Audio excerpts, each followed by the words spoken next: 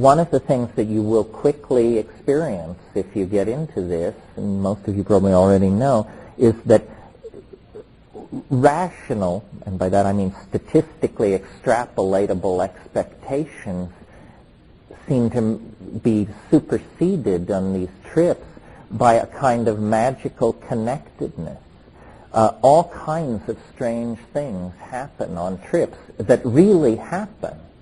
It's not hallucination. These things really happen. It's almost as though the ordinary laws of causality are obviated and you become a magnet for the strange, the peculiar.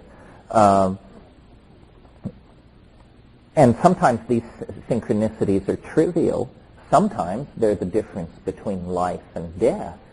As an example of the latter, I've told this story before, but one time years ago, Dennis and a girlfriend of his went up into the mountains behind Boulder, and they took Argyria nervosa, Hawaiian baby woodrose. And it was much stronger than they expected, and it lasted much longer than they expected, and so night fell. And behind Boulder, up around Nederland, it's 12,000 feet. I mean, when night falls, the temperature plummets. You're immediately in a situation of crisis. Night fell. They were completely lost.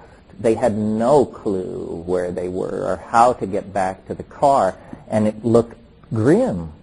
And so they're looking out over these valleys and mountains and so forth, trying to spot something. And finally, across the valley, they see what my brother assumes is a car come around the corner because they see the headlights.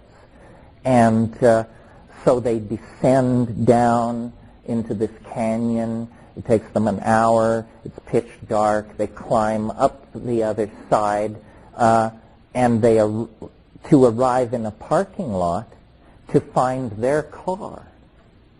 Not only to find their car, but to find that the lights are on.